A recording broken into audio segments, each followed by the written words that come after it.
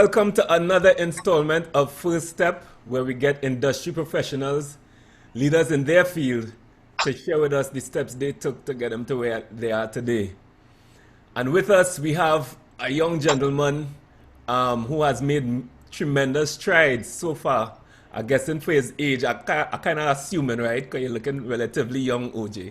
But in the realm of pan, we have with us today Ojay Richards, arranger for the winning band Uptown Fascinators in the small category, also arranger for the medium band Dixieland, and he has been involved in arranging at least for Uptown Fascinators from since 2017. And OJ, I really want to say thank you for making the time. I mean, it was in relative short notice, but you answered the call, and I really appreciate you being here with us to share your journey. No So, problem, man. so OJ, I want to get a little background story on you, the individual, because I was trying to do my research, and but I mean the information was a little limited. So I want to get a little background as to who OJ is and where you came from. Stepping back as far as you willing to take us. All right. Well, like you said, my name is Ojay Richards. I am 29 years young, uh, hailing from Tobago. My first encounter with pan was when I was about 5 years old. I started off in the All Boys Steel Orchestra in Tobago there. That's where they would have groomed me. That's where I learned the fundamentals of the steel pan. I actually was a very short guy. I had to stand up on a cinder block to reach up to the steel pan. I didn't even start on tenor pan. I actually started with always. I started in the iron section. I started off playing iron, In engine and room. then I moved to guitar pan. So always I was playing the guitar pan, but they would have classes and sessions where you learn the steel pan apart from panorama. So I would have been exposed to a little bit of that. And from All Boys, I moved down to Dixieland as a player while I was very young. Um, I think my first song was War 2004, or probably in 2003 in Dixieland playing the guitar pan. Oh, And then, after a while, you feel like if you outgrow an instrument and you decide, all right, I'm looking for something else, a new challenge. So then I moved to the tenor pan. And from the time I moved to the tenor pan, that's where I actually realized, all right, this is what I like. I enjoy this. And that's why I pushed forward from the tenor pan there. But my real favorite pan, honestly, is the second pan. I love the second pan. That okay. range is So But yeah, sorry, you were going to say something? no. I was just gonna say, in terms of, are you so you're able to hold your own in each category of the pan instruments then, from tenor Yeah, down to bass. I could play any instrument in the steel band. Because I made it my duty to be able to play all the steel pans, and then it actually makes it easier now as an arranger to be able to play all the instruments. So if Right. you have to go to a bass pan to figure out a note, figure out this line that you're hearing in your head, or go to a cello to figure this out, it makes it a bit easier. And I never wanted to stick to be restricted to one steel pan, one instrument in the band. So Right. you will always have a little free time, a little lull moment between practice or between panorama, and I would just play around with all the instruments. The different stateside, like Dixieland stateside, I used to play tenor, sometimes seconds, sometimes a little bit of bass. So I'm just making sure that I have a firm grasp of all the instruments. So coming That's out of Dixieland, mm, I moved on. Then I moved to arranging. My first year arranging, like you said, was in 2017, only 4 years. right. Interestingly enough, I was intimidated to start arranging with Uptown Fascinators Right. because it is. I was always feeling like I'm ready to arrange. Right. I'm ready. But then when you actually get that opportunity, it's Right. like you start to second, am I ready? Can I do this? Like you start to get worried and whatnot. But it actually turned out very well because my first year for arranging for Uptown Fascinators, they made it into the finals, and that was the first time they had ever made it into the finals as a steel band. So that gave me a little bit of confidence, like yes, we did it, we made it in. And the goal for the first year of arranging with Uptown Fascinators was to make it into the finals. I wasn't necessarily looking forward to winning the panorama the first year. I mean, it's my first year. I have a lot to learn. So, this is my first year in the arena of arranging. Right. So I decided to, just focus on trying to get the band to want to make it into the finals, want to stamp their name in the books. Right. And, they all came out and we pushed and we actually did. Hats off to the band because what had happened was the band had started off with a previous arranger and he decided, he came to me actually and told me, well, you're ready. You're ready. He said he's not sure if he's willing to take it Continue. Okay. this year. Yeah. He had already began the song with the band. He said, Right. well, you could continue the song I did or you could start a new song, whichever you choose. So I said to myself, I think I would start fresh, something of my choice where I know I could, put forward. So Right. we actually started later on because they already started with a different song. Right. So we had a meeting. We said, well, we know we have a 12 feet. We started late, starting a completely different song. Just put your best foot forward and let it push and try to get. And everything I asked for from the band, I told the band, I said, if you guys give me what I want, I will make sure we get into the finals. Just work with me, have faith. I know I'm a new arranger. Just Right. have some faith in me.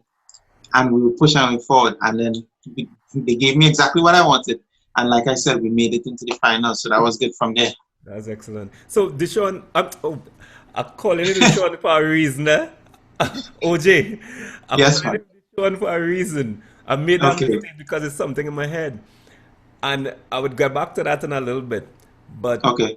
I want to go back to 5 years when you're just a 5-year-old little fella.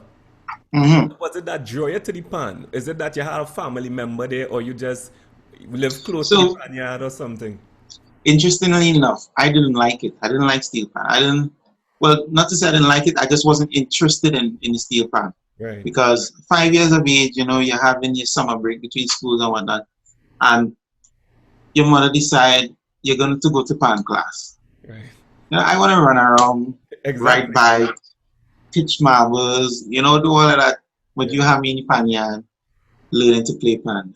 So it started off a little bit reluctant. I didn't want to. I just wanted to have fun. right, But then getting into it, I realized, okay, picking this thing up, I'm actually quite decent at it, and I liking, and people are noticing that, he's able to pick out these things, pick out and learn quickly. And right, then I started to enjoy it more. And then first panorama, from the time I witnessed the first panorama, that was just the icing on the cake that I fell in love with it.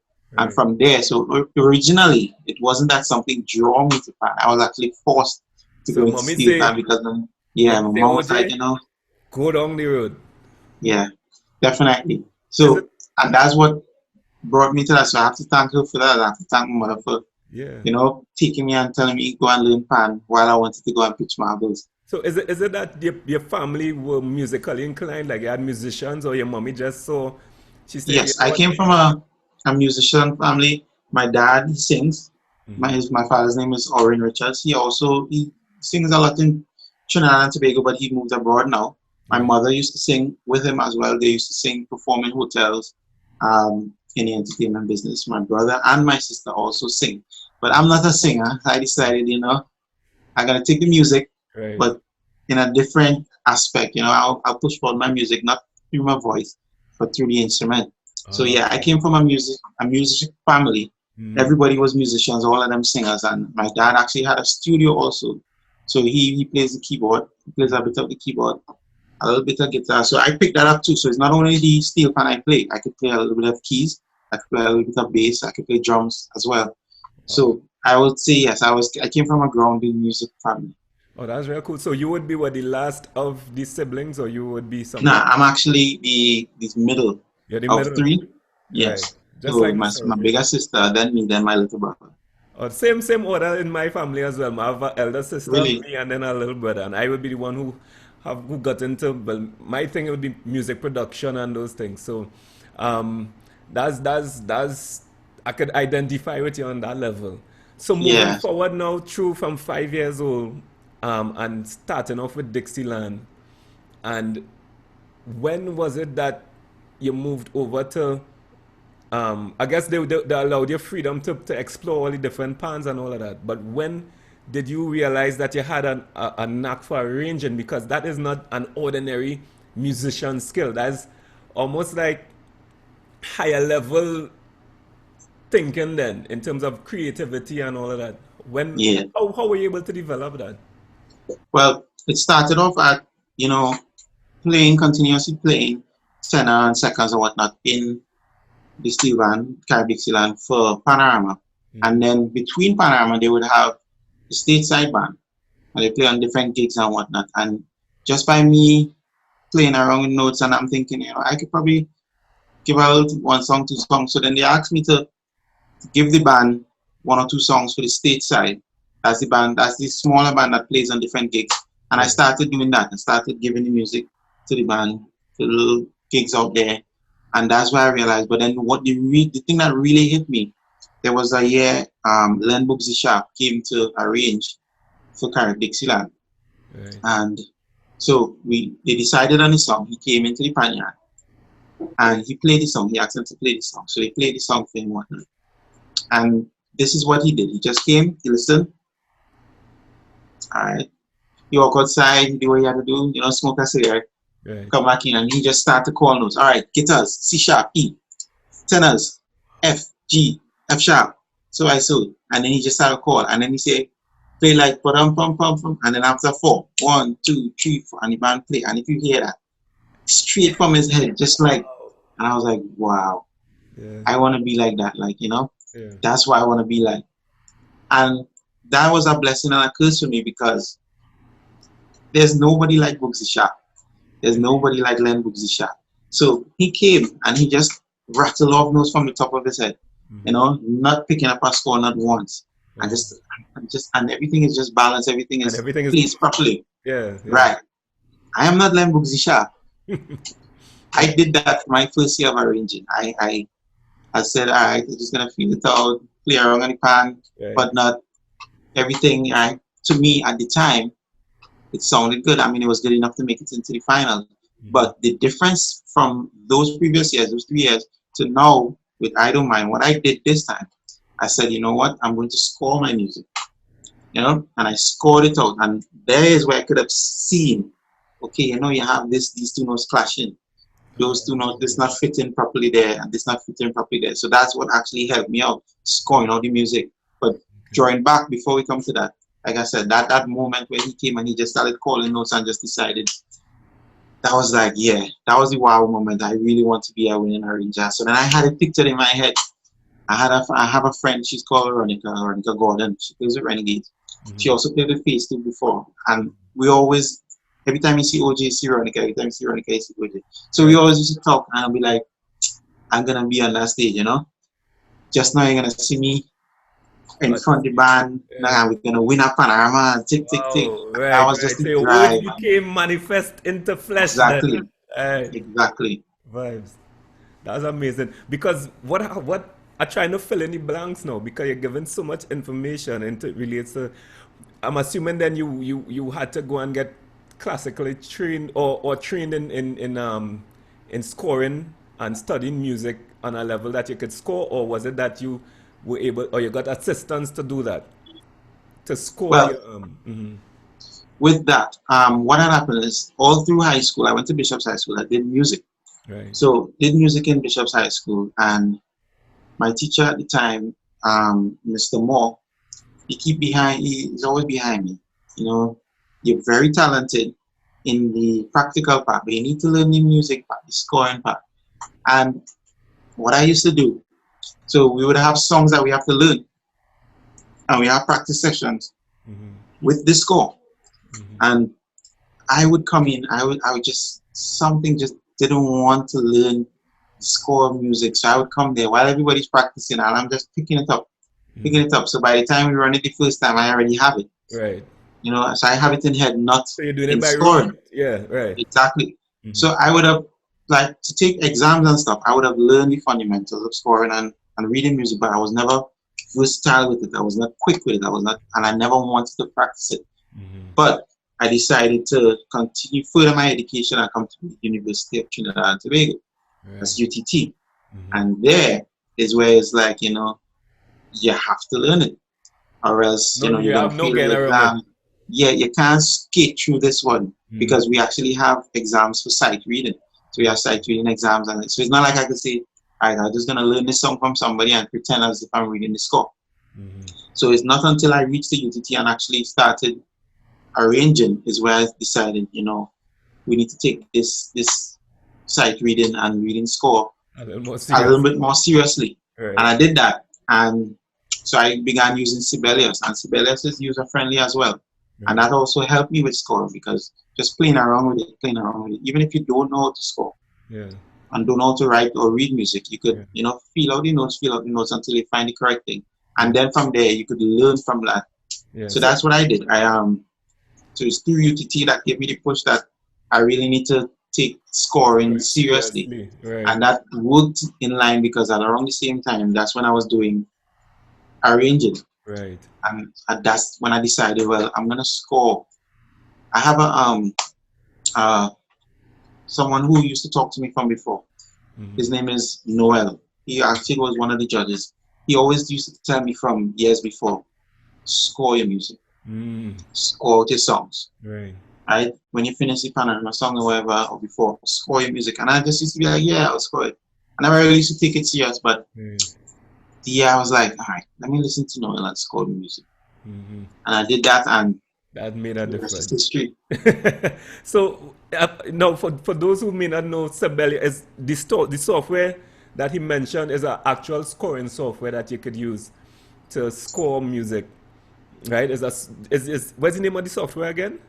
Sibelius. Right. So it's a scoring software that you use to obviously score music, right? You could also use Finale or MuseScore if you want. Right. Right. So in terms of now moving forward and getting exposure um with I guess other influences, because the reason now going back to when I said Devon is I watched your performance, well your finals performance, and your showmanship reminded me a lot of him, right? I Mhm. can't speak from the musical side, but the manner in which you presented and you showed, oh, that was it. It started to give me goosebumps speaking about it because it was so moving to me. That particular performance. Um, is there an influence from Mr. Stewart in terms of how you operate and how did that Definitely. come up? Yeah. Yeah, definitely. So like I said, back when I was in Caribbean Land, Hmm. my same friend Ronica Gordon, we always used to talk. So She was at Renegades. Oh, she yeah, is with Renegades, right? so we used to talk, but at the time she was playing in Dixieland, Right. right? And we decided, we were talking and like all these arrangers that we like and whatnot. We like Len Booksy Sharp, his chords, his bass line. We like Carlton Alexander, his music. But Duvon has this kind of new style. He brings the feeling. Yeah. So and we talking and we saying if I could have a combination of Booksy's background bass lines and those chords and Duvon's front line and the storylines that he has. Hmm. And so I said, I want to be a combination and bring my own style to that. So then I Right. started studying his music. I started studying Phase 2's music, Renegades Phase 2, and Calvin Zander Right. music, and have that combination. And then when I came down to Trinidad to go to UTT, I Hmm. actually joined Renegades. So I actually played with Renegades for a year, full of the first year that Right. they came first. Hmm. I played with Renegades for a year for love, and from there I was able to conversate with Duvon and get understanding and in-depth understanding of his process and whatnot is going on, and I was able to learn from that. And I was like a sponge, just taking in everything, but I also tried to create my own feeling in it. So Right. yeah, there was a definite influence from Mr. Stewart in Right. there because I mean that's somebody that I really looked up to as an arranger and be like, wow, this style of arranging, I really love this style of arranging that he does. 'Cause, I mean, every arranger has their own style and Indeed. everyone has their preference. Hmm. And he has a more in your face. This is what's going on. I'm making sure you know that this is what's going on. And Right. then I'm moving to this and I'm giving you this feeling. Right. carrying your here, carrying you there, have Right. you thinking about that. And I love that because it was never like you have to wonder, all right, what's this next part? What's this next part? No, he bringing it to you, and he has a lot of tension in his music. If you analyze the one music, he builds that tension that has you feeling like, yeah, waiting for the Yeah. next part. Yeah, Yeah. yeah, yeah, yeah. Yeah. And so I studied all of that. I really studied. I really love his style of arranging, Mm-hmm. and I tried to make a combination of him, Glenn Boogsy Sharp, and create my own feel from it. Right. And so yeah, so I would definitely say there's an influence from him. From the one. For sure. Because when I would share a little bit of my 2020 carnival experience. And what had Hmm. happened was I did the pan prelims run around to the yard and thing, right? So I went to see Renegades and I went to see all the big bands in town, and it was a nice experience. And you're right. When I went to in Renegades um, yard when they were presenting, the, Hmm. you really had the tension exactly as you explained it. And then he being such a showman, he I swear if they were judging panorama on the presentation in the yard, I would have given it to Renegades because I think they actually placed in the top. They probably scored. In the preliminaries, there was second place. Right, they placed right. So so when I did not get the opportunity to hear you all prior because obviously I guess you all would be practicing in Tobago, and but I had a friend of mine who the only reason I was able to see the finals. A friend of mine, he plays with um Tuna Puna. I forgot the name of the band. Tuna Puna is fast. I forgot the name of the band. Anyway, so he told me come down for the finals. I came down and I said, well, in the meantime, I'll go. I missed their band because they went on early. So I was walking the drag and I stopped by you all or waiting. You usually want to waiting to go to the stage. And I listened to this thing, boy. And on the drag to me is where it's really getting vibes, eh? Because you're in the pan now. It's like you're listening from in the pan. And I listened to this I Don't Mind. And man, my paws raised. I like, nah, boy. I told my wife because I was with my wife. I said, this band win, right? And then we went on to the stage. Well, you all went to the stage, and I listened, but I listened from behind. I wasn't in the grandstand. I went to the north stand, well, the north grounds, however, and I listened. And OJ, this is not to gas you up because I have you as a guest on the show, but that was the most profound experience I've ever had listening to Pan. In terms of, it almost felt like a spiritual experience to me when you all started, and you could have tell that everybody was just gelling. And I Hmm. didn't get to see you what you were doing because you were on the grandstand side of the stage. Right. It's only after I checked it on YouTube because I was so moved by it and I saw you. And I was like, yo, this brother has some vibes. Because at least on stage, like you transform because it seems here you're quite laid back in your personality. But Hmm. how would you describe yourself in terms of now being um, a personality to go behind what you want and express yourself in I guess musically is one thing, but to show yourself and present a band as an arranger. How much of Well, your personality has to come through in that? for me, it's basically a thing of confidence, and it builds as the year goes, as the years go by, and the panoramas that pass. Because I mean, to say that I am someone who is showy and up there and thing, that's not me. Right. But and someone actually told me, I think it was a judge or a ranger, they actually told me your only downfall right now is your confidence, and it's showing in your music. So they Uh, told me that previous year, and I was like, yeah, that's definitely something I have to work on. So as it goes along, as the years go by, and then the band develops some sort of consistency, that's when my confidence started building a little bit. And like I said, this year, so I'll give you the story of how there's such a drastic change between last year's performance and this year's performance. yeah, man. So last year, Uptown Fascinators, we would have played Hulk. So we would have played sixth in the finals with Hulk. So Hulk is a aggressive song. very aggressive song. Mm-hmm. And I wanted to create all that aggression in the music. But at the time, I didn't know I was doing too much. So there was a lot of stuff just going on all over the place with the music, with Hulk, that I thought at the time was sounding good, but it was a lot of noise because I mean, so for example, I have a line in the seconds, right? I'll have whatnot, right? And the cellos, I would have them playing, Right. and I might have any bass playing, right? And all of this is sounding really nice individually, and I have all this music going by. But Right. this, everything is playing together. This pass within about what, 5 seconds. Mm-hmm. A judge is not going to be able to pick out, oh, he did that with the seconds, or he did that with the cellos. He Mm-hmm. also did that with the bass, because it's going to pass so fast, they're going to miss it. Right. I had too much going on. Space. If it's one thing you could take away from the space in arrangement is very important. Mm-hmm. So coming out of preliminaries, we were first. We tied first. Myself, Duvon with Defense Force, and Kush Ramsey with East Side. Mm-hmm. Tied first in the preliminaries. So, confidence was there. Like, yeah, nice. We're going good. Right.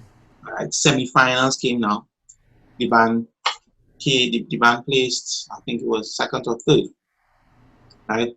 And East Side Dimension, they placed sixth in the semi-finals. And this is Kush's first year arranging, and he's doing very well. I mean, first in the preliminary, sixth in the semis. So we're going good. We did our whole theatrics for the finals. We actually had Hulk come out, green paint, everything. Everybody's confident, Right. nice, good to go. In the finals down, first place Defense Force. Second place is Chris Ramsey with East Side. And Uptown Fascinators, sixth place. Oh. That one hit me hard. That Your one hit heart me drop. hard. Yeah. Yeah, that a little more and I cry. That one Oh was like, man. Yeah. wow, boy. Huh. So then I say, so you're hearing people saying, nah, man, I don't like what they do. The judges cheated, why? Right. Ting. And then they should have that. They should have never deserved that six. I think. So I'm saying to myself, maybe. But then, you know what I did? Instead of saying, nah, the judges Yeah. cheat. Right. Mm. Judges cheat, whatever. I kid you not, the next day, the following day after that panorama, the following day, I started listening back to Hulk. I started listening over Hulk. And every day following that, listening over Hulk, and I'm picking out, I'm pinpointing, all right, you see here, too much going on. Too much confusion going on here. Too much noise going on here. I could see why, yeah. Right, yeah. It have no cheating with no judges there, honestly, and I'm speaking very honest. There was no cheating or anything. It's just that on that night, the other bands, 5 other bands, they came and they didn't come to play. Mm-hmm. They had their music set, they have everything that they needed to do. And me, as a new and upcoming arranger, certain things, like you see, that was for me. That's what I needed to learn. Right. You needed that. I needed that. And so what I did from there, like I said, the following day I started listening over. And from that day on, not a day passed before starting for Panorama for this year. I did not listen. I listened back, and then I started listening for a new song for the next year. Right. I started scoring out the song way before, and I prepared every single day. I had time to just sit down and prepare and just go back to it, come back, go back, put in a little thing. So it's like a little project that I was working on. I really put in the time with Idle Mind, because I was able to score it out, look, and I see everything. And every bit, again, this idea. And what I like to do, I like to think out of the box. Right. So the conventional things that people would do, I like to come with something different. So for I Don't Mind Now, what I believe was the icing on the cake in the finals. Mm-hmm. So the song is I Don't Mind. I had a lot of quotations, a lot of different ideas going on. Yeah. So I Don't Mind, in the minor you have Give It To Me Baby. Yeah. You know that song? Yes. So there was a conversation going on there. Let me Yes. give you a little quick explanation. So Yeah. like, give it to me, baby. Then the cellos was like, I don't mind if you want to give me a. So there's a little conversation there. There was that. Yes. So there was also different things going on. So the icing on the cake now, the big part where everybody's talking about. This idea came to me probably from about before semifinals, around semifinals. Yeah. And this was the part where I played. Um, well, I'll talk about it. So coming to semifinals, Yeah. I thought about this part, and I was very worried about it. I was back and forth about it because Mm. I didn't want to offend anybody. Mm-hmm. I don't want to offend anybody Still, in I know any you're other going with this, band. you know, but I want to hear if my mind in sync with where you're going. But yeah, go ahead. Yeah, I didn't want to offend anybody in any other band. Mm-hmm. So I gave this part. I put in this part. Mm-hmm. Right. This is right after semifinals. No, right after semifinals, I gave the part. But before semifinals, I had it in my mind. Right. But after semifinals, I gave them the part. The band liked it, right? And I'm back and forth in my head. I say, boy, I don't offend nobody. I wanted to Yeah, you're seem as going though, hardcore, all right? Yeah. yeah, I wanted to seem as like, Get giving cheeky. thing. And like this young boy who knows that I really thinking he Right. could come on. So then I spoke to one of the members from the band. Mm-hmm. His name is Nevin Roach.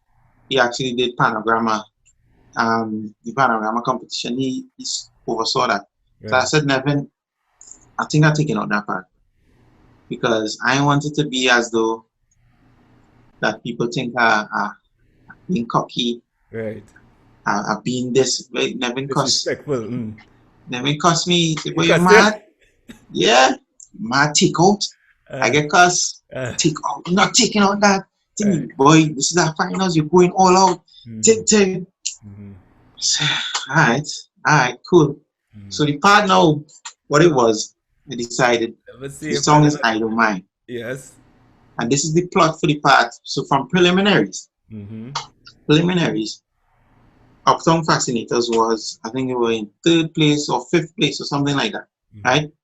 The band that was in front Mm-hmm. was Highlanders. They played Go Back on Me.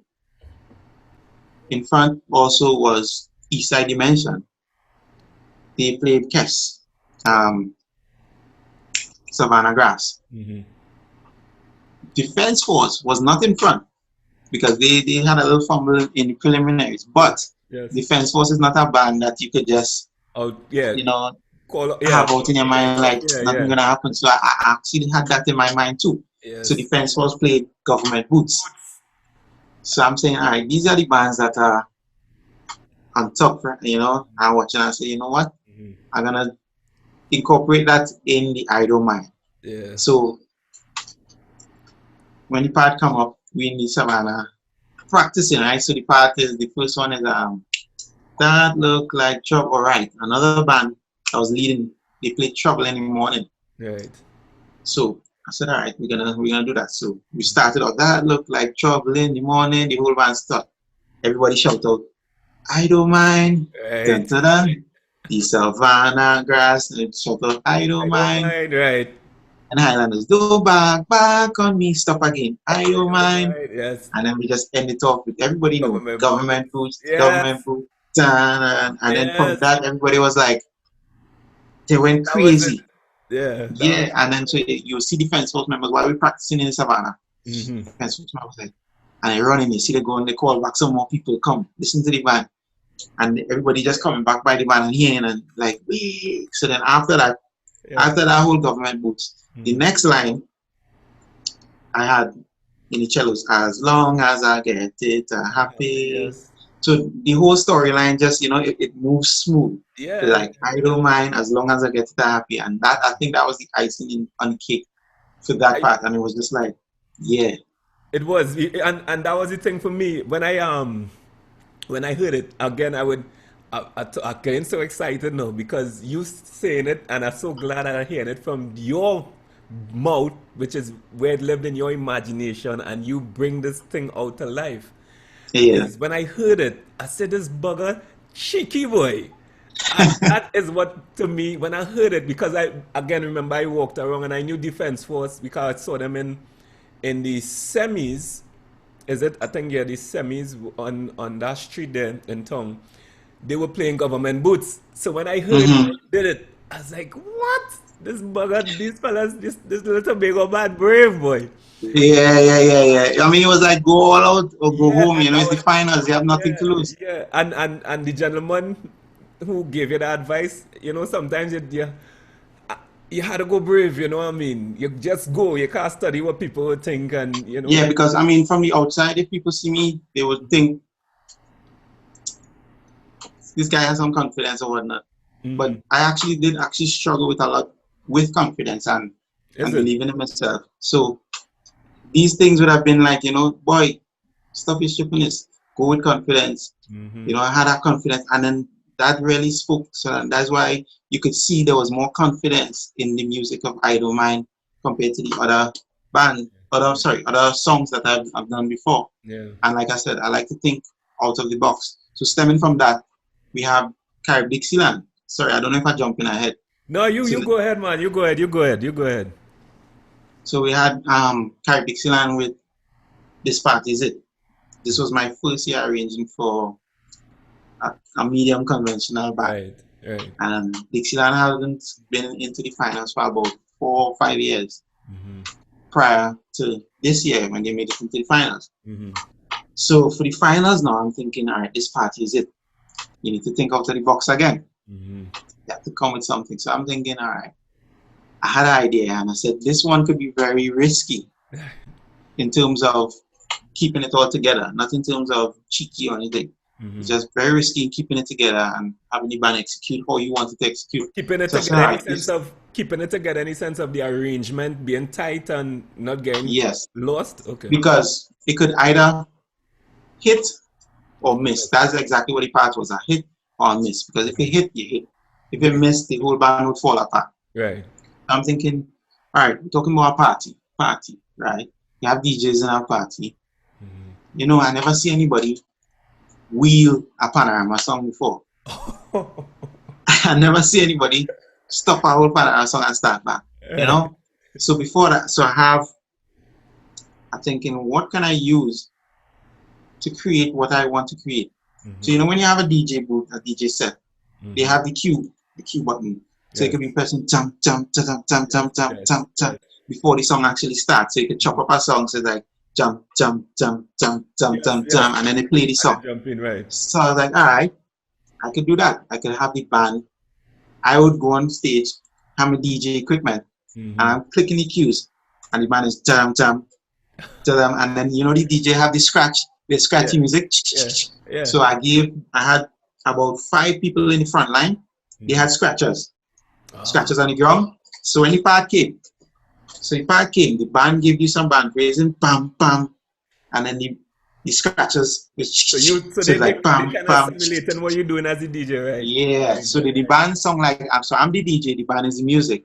So it Right. was like bam, bam, bam, bam, bam, bam, bam, bam. So when that part was going on, the crowd pick up on it and it was like, wow, and so everybody just started to go, wow, ting, ting, ting. Right. And then like when a DJ has a set, he'll Hmm. play this one hit song Yes. in a party. So he plays one hit song, and then when he play that song, the whole party go wild, and then he Well. wheel the song. Yes. So then I had that part. I had Right. so then when that part play, everybody was like, wow, and then the band just wheel, the whole band stopped, like, and everybody just started, Oh, and then wow. the drummer started song. That intro, that was it. Everybody was like, wow, that intro was tough. So then that made me feel good, thinking Nah, out of the that box song, and being able yeah. to. Nah, that was. I mean, I didn't see Dixieland's performance, but now I'm gonna check it. Obviously, Yeah, you can right? check it out. Yeah, I'm gonna check it for sure because that day I listened to that and that get me excited because a big part of finals night is how you show and a big part of everything is your showing how you present and Yeah, I guess you're using your little youthful um, energy, to yeah. bring all these ideas to what you're doing and taking it into a different new dimension that I guess Mm-hmm. hasn't been done before because that to me is a genius idea, you know? Thanks, man. That's a genius idea. So OJ, I try now to get a little hold on how you, in terms of developing your confidence and starting to see that this is what I could do, apart from yes believing, not believing, but knowing that yeah, I want to do this, but finding that strength and that push to go forward and execute on your your ideas in your head and become what you said you were going to become. So speaking with Hmm. Roxy, is Roxy your friend? Ronica. Right. Speaking with her and then moving from that stage to becoming, and realizing it. And I'm sure it still has more to go. But But and yeah, you, and, so and you also said you're not the most, you weren't, you've battled with some confidence and all of that as well. Yeah. So I want to hear from so you. Different, yeah. that's a struggle, and it's still not over. I'm still struggling with it all now. What it is, so like in every other aspect of my life, right? I would have the confidence. I could say, well, I could jump off that bridge. I could reach that thing. Yeah. And in my mind, I create it. Once I have that goal and go for it, I know like things that would seem impossible. I have less of that impossibility feeling in my head. Nice. So it's like I could do that. I could do that. Even if it sounds impossible, I'm thinking in my head, Find a I could way. do that. I could do that. But you see, when it comes to my music is where it brings me very humble because it's like, can I do this? Can I do it? Because I'm very passionate about the Yeah. music. So Yeah. I take it a lot more seriously. Seriously. Yeah. So it's like, can I do that? Can I do this? So it's like people are wondering like, where is This this doubt and thing person coming. who's Yeah. yeah, this person who's confident about running into something or doing that. And then with your music is like because this is something that's serious to me and I take it seriously. I'm passionate about it. So what Right. I did, I set goals. Right? And actually I'll be honest with you right now. I actually have to set another goal because I'm actually afraid for what will come next panorama because my ultimate goal from even before starting a region is to win a panorama Right. and be on that stage. But notice what I said, to win a panorama. Panorama. So I won the panorama. So now it's like that goal is what drove me. Yeah. So now that I've accomplished that goal, I Hmm. need to set another goal so I can keep that drive. Yeah. And the confidence with it was hard because you're always second guessing. You're always second guessing. So what helped me? So I have this small group of friends, and I like to keep my friends small in terms of that I don't want friends that would say everything I do. I would say they would say, "Yeah, sound good. Yeah, that nice. Yeah, that nice." I need the honest You need them opinion, to right? keep it real. Yeah, and they would keep it real with me. They would say, "Yeah, this," or "I'm not feeling that," or and I know I could work on that. Especially Ronica. Ronica would not hold water in her mouth with anything. So if Right. it's not something good, she'll tell her. And that's actually what I needed. So I would just throw out ideas with them, and they'd be like, "Yeah, this song good. Yeah, that song good." And that would help me with the confidence and also people appreciating the things that you do. That helps with your confidence as well. I'm still struggling with it in terms of confidence in music and arranging. Right. Still a struggle that I'm working on, but it's a work in progress. And definitely winning the panorama, that gave me a bit of confidence too. It gave me Right. a boost, but I also always try to stay humble. I never try to be that kind of cocky kind of person. Yeah. Yeah. So I I get want that. to be Uh, I want to have the confidence, but I don't want to be showy. yeah. Huh? You don't want to act like you're cocky or you're better than. Exactly. You want to remain humble, and that to me is that is the balance that everybody should kind of strive for. You want to show confidence because you believe in yourself, and that's perfectly fine. But you don't also want to come across as better than others. But I honestly Hmm. don't get that from your vibes. Honestly, I think you seem to have a certain kind of levelness about you, which is you know is and that shouldn't change. Yeah, But I try. I mean, people don't like people who are very showy and just show off and never try to yeah, let that be a part of me. yeah. I always try to remain humble, and that's Hmm. also that helped to with confidence problems because no matter what I do, I'm always questioning myself, are you being show offish? Are you being so this was the same part I was telling you about that I put in the song with Right, I I Don't got Mind. you. I got you. So it was like are you coming off too show offy? Are you Hmm. being humble still? Hmm. And it's a very thin line between There is. confidence and being cocky, Yes. big headed. Yes. And I just always want to make sure I'm on that line, Yeah, not being you're over. balancing on Yeah. that thin line. I got you. Mhm. But sometimes I believe sometimes for personalities such as yourself, because I as well try not to be I I I, I try not to be cocky. I don't think Mhm. I have that particular personality trait in myself. However, sometimes you falter in over considering other people and what they think. And Definitely. sometimes you just had to say, you know what, I will do me, you know, Exactly. and as long as I'm doing wrong, if you don't like it because I doing me, then sometimes you just have to say, yo, Well, that's the part I'm still working on. I'm still right, working on getting that down pat. So I'm glad that okay, you okay. have that, but it's still a work in progress Yeah, for me. you're only 29 years old. You don't worry yourself. You have time Yeah, to grow, yeah, man. yeah. That's so now I want to get a little insight into your mind because me as well, I'm a music producer. Well, focusing now more on advertising, you know, and Hmm. jingles and whatnot. But I want to hear how your mind is as another creative, and what inspired you now to make these arrangements. Because listening to these pan arrangements, I honestly feel not probably because I'm a biased Trinbagonian, but I feel our arrangements could stand up with Mozart and Beethoven in complexity and skill. You know, so what does it take me into your mind arranging and planning for I Don't Mind?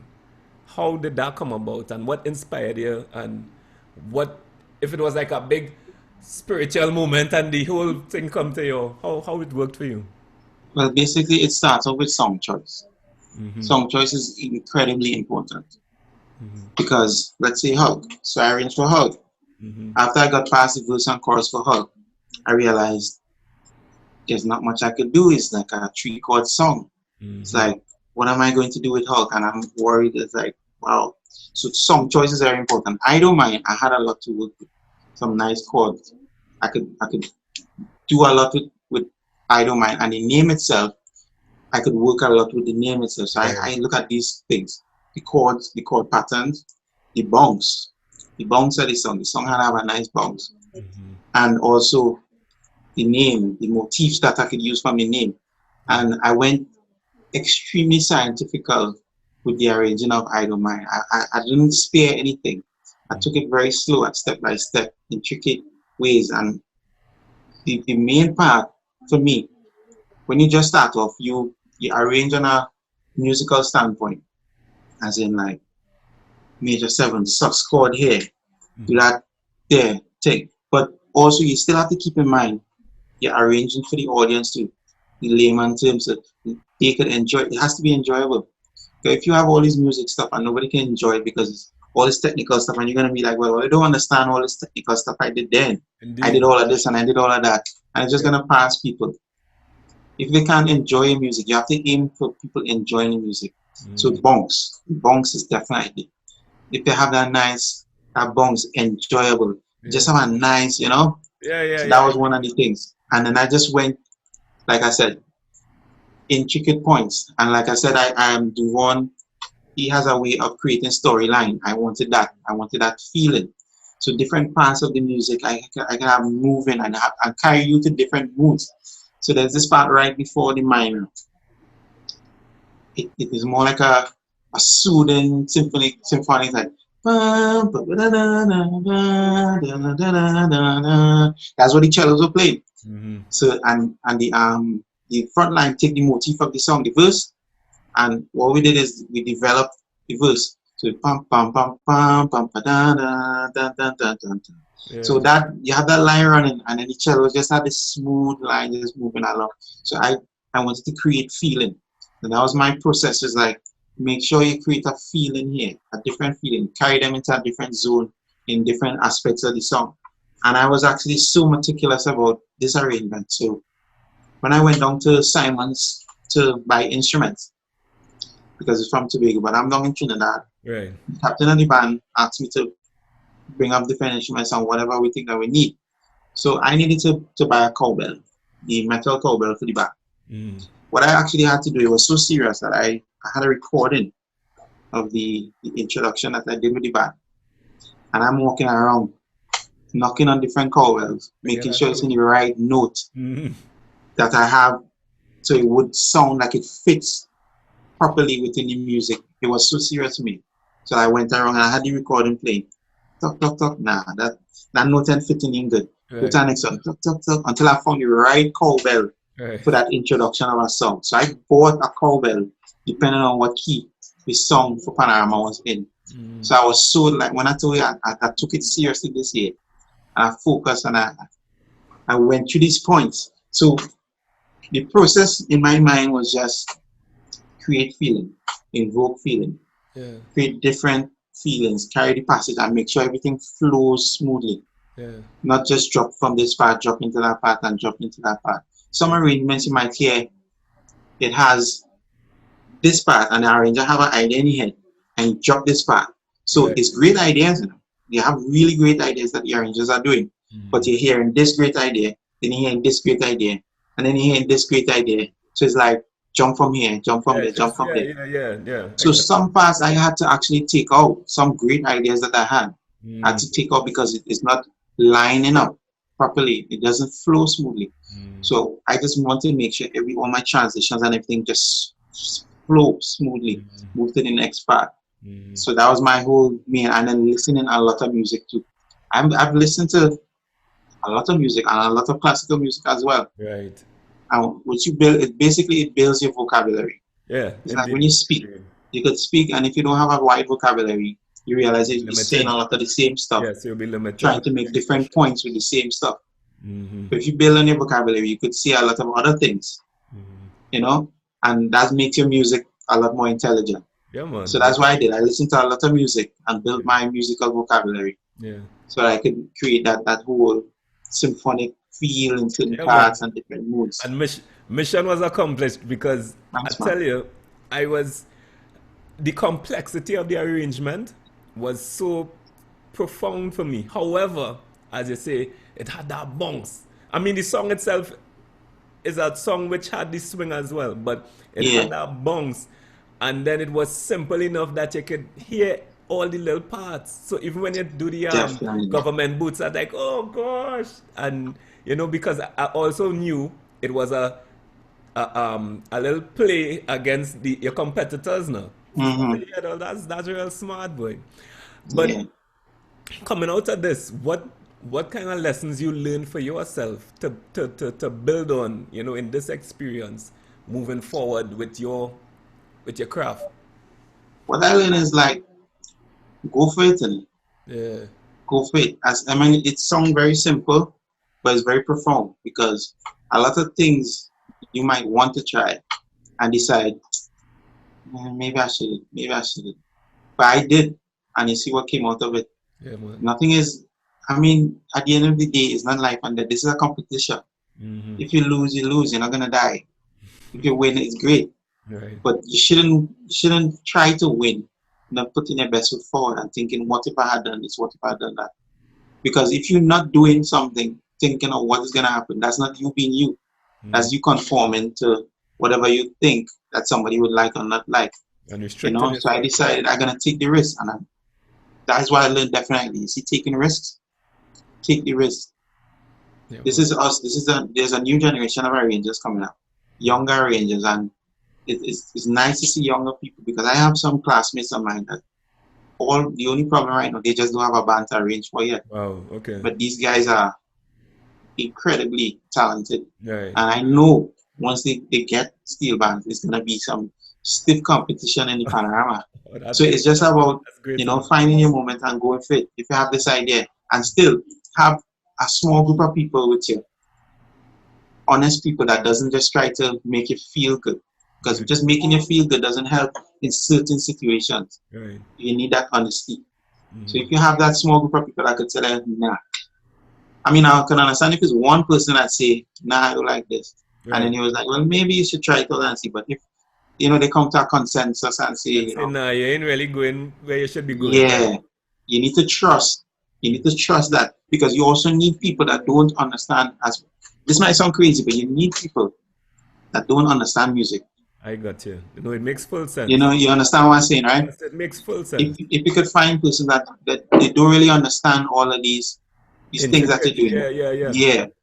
And once they could enjoy it, once it's easy for them to enjoy, you know you're going in the right direction. Indeed. That's a very strong, So, strong point, OJ. Really strong. So I'm watching the time, so we're looking to wrap up here. But I have a mhm. couple questions that I ask all my guests before we leave. It has so much that I feel I could touch on with you, but man, I really enjoy the talk, you know. But first question would be, with the knowledge you have gathered so far, OJ, in your 25 long years, I mean your 29 long, 29. your 29 long years, um, what kind of advice you would give the 15-year-old OJ coming up in terms of what he's doing? What would you share with him now in his course moving forward in his life? 15-year-old OJ. You see, the thing about it is, I wouldn't want to change anything as much bad decisions that I would have made. Great Right. decision because all the bad and good decisions is what pushed me to where I am now. But I mean, if there's a 15-year-old out there that's not OJ, you know, I would say work on the confidence. Confidence has a lot to play. Confidence has a lot with opportunities as well. It does. Because you could, somebody could say, well, this guy, I think about him, he has talent, but he doesn't seem, you know, confident. He doesn't seem like he confident. Just work on that confidence and Yeah, I got you. cockiness. Confidence and cocky. That's a very a troubling thing to balance, you Right. know. But and next thing, definitely think out of the box. Be different from what you usually hear. Because I mean, a lot of soloists. I'm a soloist myself. Right. A lot of soloists realize solo the same way. So you're hearing a lot of, and we're not listening to music and trying to develop our talents to sound different because Right. everybody's To creating a develop your own competition. song.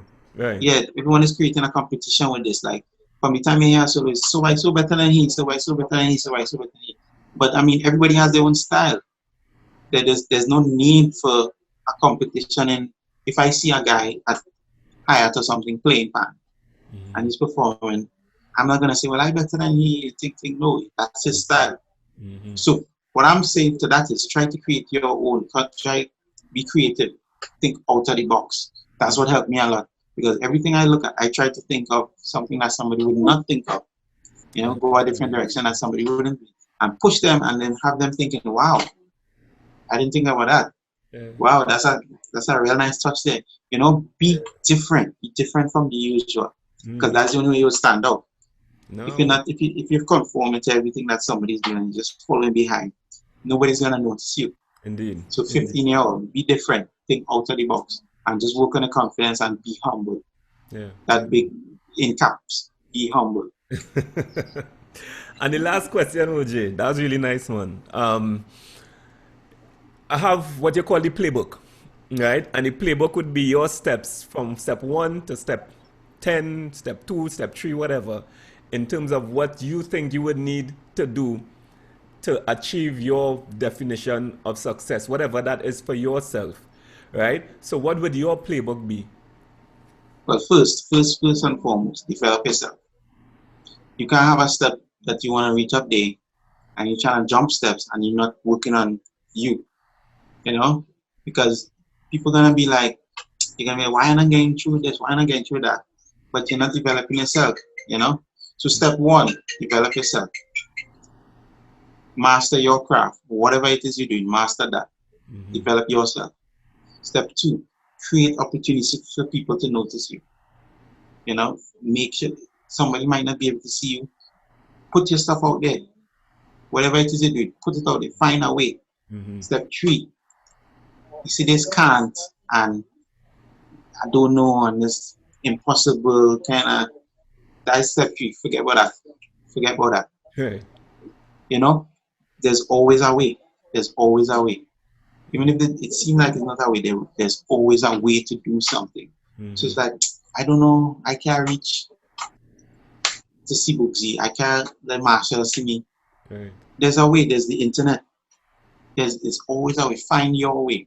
Mm-hmm. So step one, develop yourself, you know, and jump to step three. find that way, there's always a way to do it, Right. you know.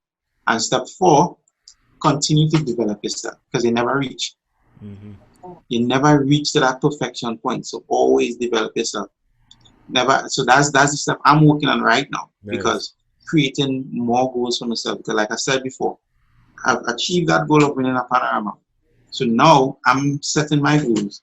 So I could set goals that may seem impossible, Right. but at least I know I have something I'm working forward to. So Mm-hmm. my next goal now that I've set is to try to win a hat trick. You know, so the first one was to win a panorama. But you know, after the first panorama, people you still the confidence not always there because it's like that could just be a one win, that could just Right. be a Right. fluke, you know, and Yes. you think. Yes. So to keep me motivated and keep moving, I'm setting the next goal as Hat trick. winning a hat trick, pushing for the hat trick. Because I know I'll be pushing behind it and pushing it. Good. So that's my steps. That's a good. That's beautiful, man. Really, really nice. I think I would give you it. I would give you a little story from my experience. I play football, so I played with this football Mm-hmm. team, and on our team we had a chant. We had a chant we used to say before, to hype up yourself before a game. Now Mm-hmm. we had the chant was one dream, one goal, Sun Jets, right? So the name of the team was Right. Sun Jets, right? So it's one dream, one goal, Sun Jets. And what what had happened was that whole season we were playing games. We would either score one goal, literally, yeah, one dream, one goal. And I don't know if God or the universe hear that and we only score one goal or we go lose by one goal or some weird thing. So we Uh, made dreams big. So we changed it, we changed it and we said, you know what? One dream, more goals. Small goals make sense. Sunjet. And and that it changed the whole game. So we started win, we started thinking more goals. Yeah, because incredible how powerful your mind is. Exactly, Yeah. exactly. And don't limit yourself to even believe big. So now you accomplish that, on to the next. So make that big dream Mm-hmm. and the sky's the limit. I hope I can interview you in about 2 more years and say, well, boy, OJ, we on the hat trick now, or even in the next 2 years, at least you're working to that. So you'll Yeah, always and even if I ain't get it this year, next year the or hat trick could always come, push, yeah, you know? yeah. Yeah. So it might take you next 5 years to get the hat trick, but you're going at At it. least I know I have that goal set and that keeps me pushing. That's vibes. I like that, man. Yo, OJ, it was a pleasure, man. I really enjoyed this conversation, and I wish you Thank you continued for having me, success. man. I appreciate you having me and considering me to come on, man. Yeah, definitely. And people, I would encourage you all to go look. If you don't know about this brother's music, you need to go on YouTube, type in Uptown Fascinators 2020 final performance, and you'll get an idea. Then I'm gonna And check check out out Dixieland too. Dixieland Yeah, I'm gonna 2020 finals definitely also. check out Dixieland in Yeah. medium band 2020 performance. That song like some vibes. OJ, So the only thanks so thing with much. Dixieland is they just needed a little cleaning up, but Yeah, that's a work in progress too. yeah, Check man. me out in 2, 3 years with Dixieland and we'll see how they come from there. You know what I mean? Where's the difference, as how much of a difference is it moving from a small band to a medium and then possibly eventually, I'm sure it will reach you there to a large band. Is that a big difference or is Um, the approach is different.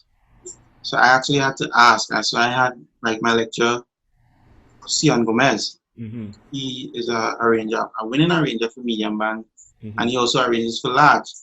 I had to ask him, what's the process?